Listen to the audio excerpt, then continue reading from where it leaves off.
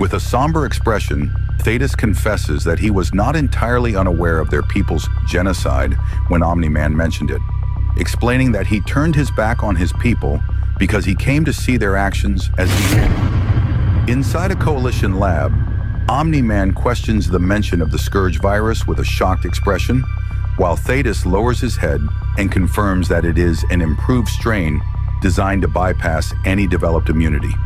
Coalition scientists, the same team previously involved with Space Racer, work on a vial of the virus. 𝙫𝚜𝚎 adds with a heavy heart that using it could mean suicide for them and potential extinction of their people, but asserts that if he believes their cause is lost, he will not hesitate to use it again.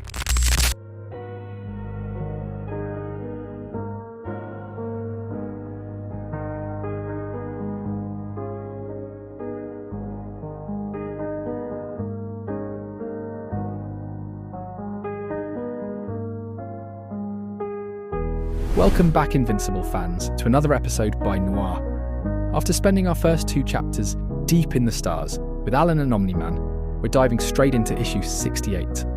It's time to check in on the front lines we haven't seen in a while. Let's get into it. Back on Earth, we finally get our first look at markgrayson this season. He's holding up a collapsed building, assisting the cleanup crews as they clear the debris behind him. The city is still a wreck following Mark's fight with Conquest. The destruction around us is the direct result of that battle. And as bad as the damage to the city is, it wasn't the only thing that took a hit. Let's rewind to what that fight actually did to Mark.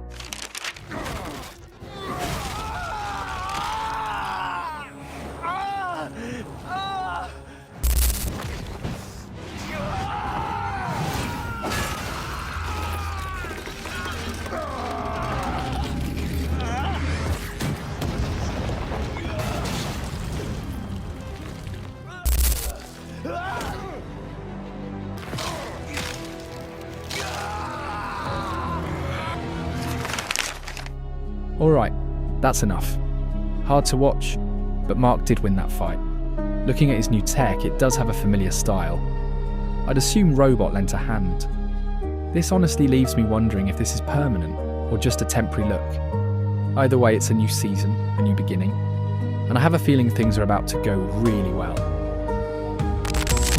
Yeah, guess I spoke too soon. This huge red monster blindsides Mark. Like, totally catches him off guard. He gets hit so hard that he drops the massive building he was holding, and now you've got workers scrambling as it all comes crashing down. Weirdly enough, after slamming Mark to the ground, this thing doesn't keep attacking. Instead, it starts lecturing him. This creature tells Mark that he's disrupting the natural order of things, and asks if Mark has any idea about the evils he supposedly served. He's literally accusing Mark of damaging civilization with his actions. And then he just screams right in his face, asking if Mark even understands what he's done. Crazy, but Mark's confusion is the only thing that makes sense right now. Did we seriously just watch Mark get slammed into the ground and get schooled on philosophy by a dinosaur? The monster doesn't stop with the tackle. Instead, he stands over Mark and starts laying out this terrifyingly rational argument. He literally calls Mark a naive fool, claiming that the worldwide devastation from the war was actually the best thing that could have happened for humanity. He's talking about food shortages, collapsing supply lines, and disease spreading through displaced populations, like it's all just a numbers problem. In his mind, famine and illness would have thinned the population naturally, stopping an overpopulation catastrophe before it ever peaked, even arguing that the destruction of city centres would have fixed climate change by cutting carbon emissions. He even goes as far as to say that the years of rebuilding would have created the strongest global economy in history if Mark and his superhero friends hadn't interfered. To this thing, Mark isn't a hero. He's just a meddler who's bringing about the death of millions by saving a few thousand lives in the short term. While Mark is trying to process all of this, we get a quick cut back to the house. Eve and her mum are watching the news as the recovery effort turns into a total disaster in real time. Her mum is rightfully stunned to see a literal dinosaur on the screen, but Eve is surprisingly calm. She keeps one eye on the clock. Dinner is in 90 minutes. And she's really counting on Mark finishing this fight and making it home on time. But back on the street, Mark's patience has officially run out. He barely has time to react as the monster finally comes at him with full force, ending the lecture and turning this back into a fight. Mark finally answers that lecture with a massive hit. But it's not exactly the clean victory we were looking for. Instead of knocking the monster out, the impact completely shatters those specialized robot tech gloves Mark was wearing. Mark's first thought is that Robot is going to be absolutely furious about the equipment, but at this point he figures he's probably healed up enough to finish this fight without the reinforcements. He doesn't have much time to think about it though. The monster lunges again and Mark is actually stunned by how fast this thing can move. He narrowly avoids a swipe from those claws, but the creature doesn't miss twice. It catches Mark's arm in its jaws. And that's when the reality finally sinks in. This guy isn't just some mindless distraction. He's a legitimate, viable threat. And then, we finally get a name. He stands over Mark, declaring that Invincible is just part of the old way. He claims he's the face of a new world order, and commands all to tremble before the might of 𝙤𝚘𝚖𝚒𝚒. Mark immediately responds with force. He just flies in and hits the creature, cutting the speech off mid-thought. The impact sends 𝙤𝚘𝚖𝚒 crashing hard into the debris and ruins. And then, something is wrong. Where the monster should be, there's a human. The man looks shaken, like this isn't new, like this has happened before. Mark freezes, just for a second, trying to process what he's looking at. The guy's in a total panic, begging for help and claiming he can't control the thing inside him. He goes further, admitting the truth he's clearly terrified of. Whatever that creature is not just violent, it's intelligent, as smart as it is evil, and he doesn't believe it can be stopped.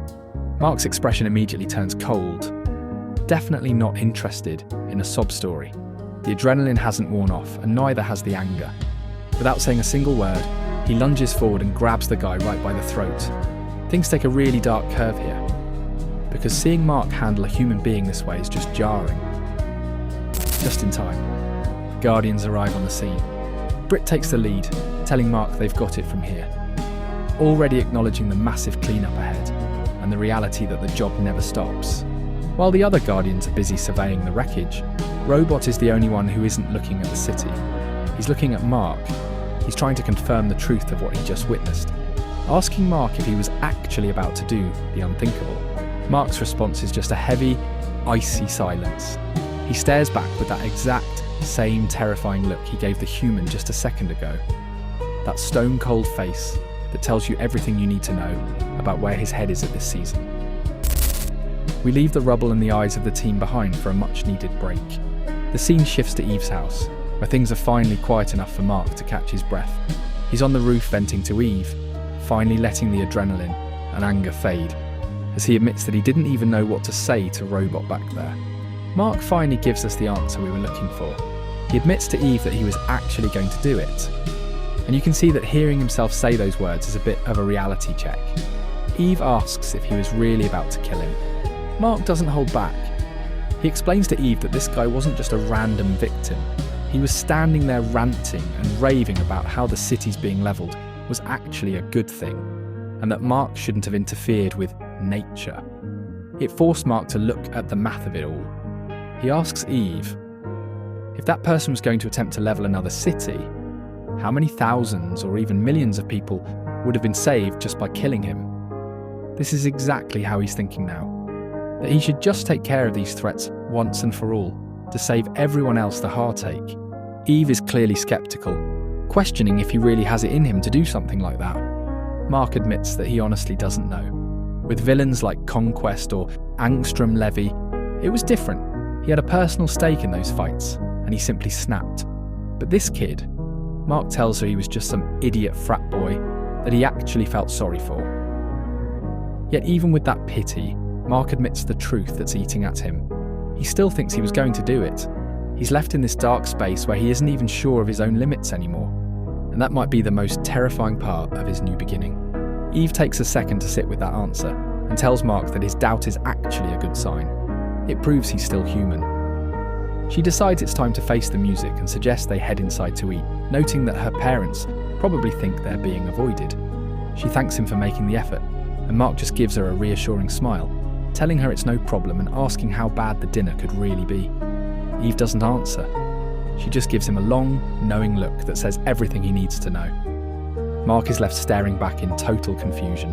wondering what that stare could possibly mean. Eve brings Mark home for dinner. After everything that's happened, the story finally steps away from the chaos and back into a house. At the table, everything looks calm and ordinary. Eve's mom eats peacefully, completely in her element. You can see Mark and Eve are actually ignoring their own plates at this point, just locking in on her father as he devours his food at an impossible speed. The silence finally breaks when Betsy drops a question Mark definitely wasn't ready for. She casually asks what his father does for a living, and the timing couldn't be worse. Mark is literally caught mid-bite with his mouth full, staring back in total shock as he tries to figure out how to explain that his dad is a galactic war criminal without ruining the meal. Eve is absolutely horrified, immediately snapping at her mother to stop. But Betsy just looks confused, like she has no idea she just brought up the most traumatic topic possible.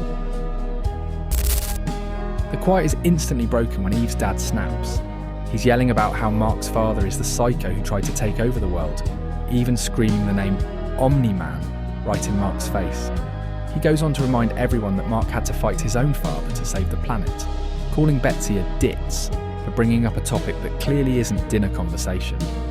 Eve screams for her dad to stop, but looking at Mark, you can tell he doesn't even know how to react to this level of family chaos. Things only get more awkward when Betsy tells Eve to calm down, siding with Adam and calling her own curiosity a stupid mistake. She gives Mark a sincere apology for bringing up his dad, and Mark just tries to keep the peace, telling her it's totally okay. Things get personal as Eve asks her mum why she allows this kind of treatment. Her dad decides that now is the perfect time to remind everyone that he's the king of his castle, shouting that nobody lets him do a damn thing. Eve doesn't even argue back, she just looks away, covering her eyes as she deals with the pure shame of her father's behaviour. But then, it's like he suddenly remembers who's watching. He stops mid-sentence, looking over at Mark and realising that his daughter's boyfriend is a 𝗿𝚗𝚖𝚒𝚌 who could level this entire house if he wanted to.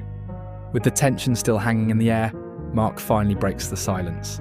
He casually asks Mr. Wilkins if he's into sports, forcing the table to move forward like nothing just happened. We trade the dining room for the night air as Mark joins Adam on the deck. Adam is already mid-smoke, dismissing the idea of helping with the dishes as a chance for the women to bond. He offers Mark a cigar, but the offer is rejected. The talk officially starts when Mark asks what Adam has on his mind. Adam's first move is to thank Mark for taking Eve on, but it's the creepiest thank you in comic history. He tells Mark his little angel isn't exactly an angel, bringing up the time he caught her with Rex Splode. He even admits they had no idea Rex was secretly living in the house for a while. He finishes by telling Mark he appreciates him giving Eve a chance, knowing he isn't her first. Adam starts lecturing Mark on how Eve never understood the importance of virginity to a woman. He claims that men need to feel like they're breaking new ground, that they want to be the teachers and the ones in charge. He even asks Mark if it's even possible to do that if there are no unexplored corners left. Adam goes even further, using his own wife as proof for his theory. He claims you can always tell when you are with a virgin because they just act and think differently, specifically noting a lack of confidence that he actually finds attractive. He tells Mark that he doesn't like coming in second or third, admitting his own wife only made the cut because he was her first. He tells Mark it shows character to stay with Eve despite her history, essentially thanking him for dating his daughter in spite of her flaws. He finishes the talk by shrugging about the positives and negatives of a woman who knows a thing or two. Mark is literally frozen. That blank stare says everything we're already thinking. What the hell did we just listen to? Eve steps into the frame and doesn't even need to ask. She already knows it was a disaster. She asks what her dad was rambling about, but Mark just brushes it off as nothing important, keeping the absolute insanity of that virginity lecture to himself. Eve just thanks him for doing this, admitting she's glad he finally has a reason to dislike her parents as much as she does. The two of them share a kiss, leaving the social nightmare behind. Eve checks in to see if he's ready for the work they have to do tomorrow, and looking at the expression on Mark's face, he's finally snapped out of the trance. He tells her that after today, he feels like he can do anything. Finally, we step away from the house drama and move into the next day. We're taking a visit to Illinois, specifically Stronghold Prison. The official they're meeting with is clearly frustrated, complaining that Mark's help is coming far too late. Eve argues that saving the world has to come first, and Mark points out the obvious. A prison is useless if the planet is leveled. But the man they're negotiating with is hung up on the past, complaining about an escape attempt that happened during the Invincible War and the fallout with Conquest. He's questioning if Mark will ever be available when he's needed. Mark responds with a smile, telling the warden he's ready to go.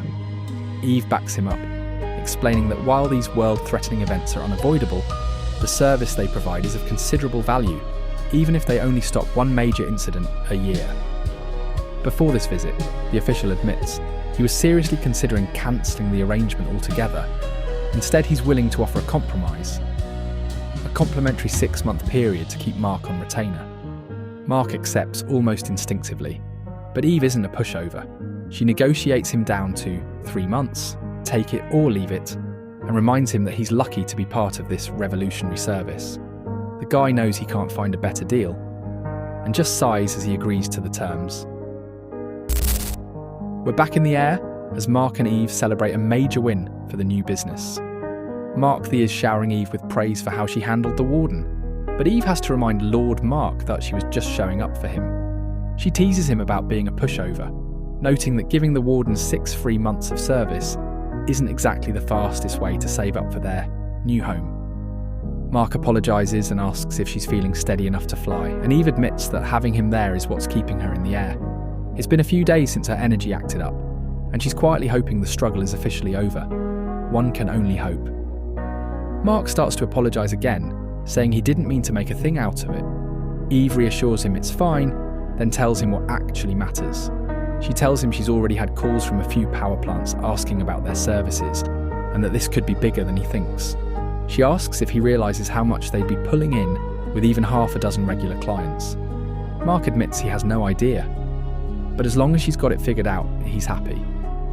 Eve suggests they expand the roster and bring in a reserve hero, specifically mentioning Oliver as someone who could use the money. Right as the words leave her mouth, Mark sees a familiar face closing in and mutters, "Speak of the devil." Oliver makes his season debut, and he's clearly been hitting a growth spurt. He starts by giving them the good news. He announces that their mum is out for the night, so they've got the house entirely to themselves for, well, you know what.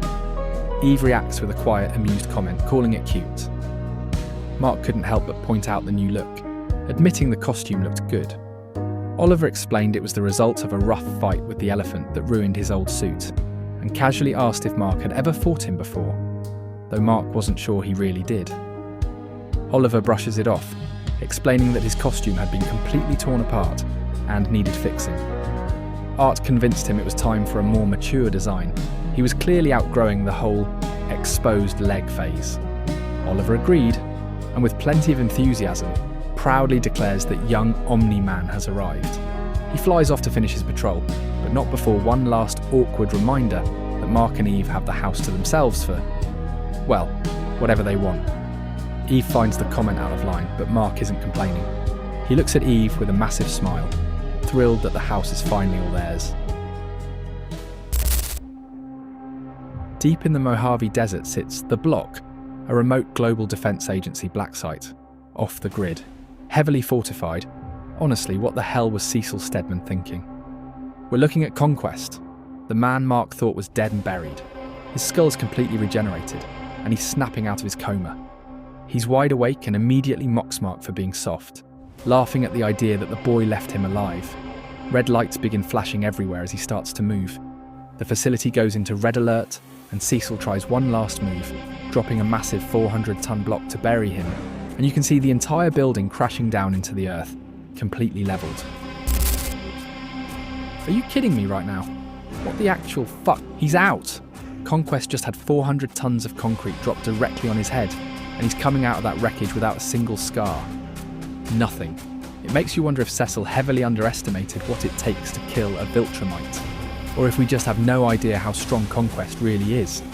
He just blasts straight into the air, leaving the wreckage behind like it was nothing. Oh, great. I thought we put an end to these pests a long time ago, but it seems like they just came back stronger. I'll be honest, these things genuinely irritate the hell out of me. It's a swarm of annoying parasites that won't stay down.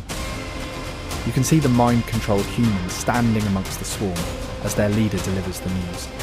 He announces to the swarm that their generals are in place and that the invasion of Earth officially starts now. It looks like the peace we were initially celebrating is officially dead and buried. He shoots right through the atmosphere, breaking orbit in seconds. Right before he flies off, he takes a slow moment to turn around and look back, smirking down at the planet he almost levelled. And honestly, I have no idea what's going through that twisted mind. But back at the GDA, the reality is setting in. Cecil realises he just lost control of the single most dangerous threat they've faced, and his only response is a blunt, "Oh, fuck." Back at the Graysons' house, the private time is officially over. Mark knocks on Eve's door, reminding her that his mum's going to be home soon, and that he'd rather not have to explain why her pants are sitting out in the corridor. He even tries to laugh it off, saying he appreciates how comfortable she is in their relationship. Eve snaps back with a brutal, "Go away!" The tone catches Mark off guard, and he backs off without pushing, telling her to let him know if she needs anything. He gives her space, then comes back anyway, softer, apologising for bothering her. Behind the bathroom door, Eve is in the middle of a total breakdown, and the reason is sitting right in her hand. We're all searching for an explanation for her behaviour, and then we see the receipts. Eve is pregnant.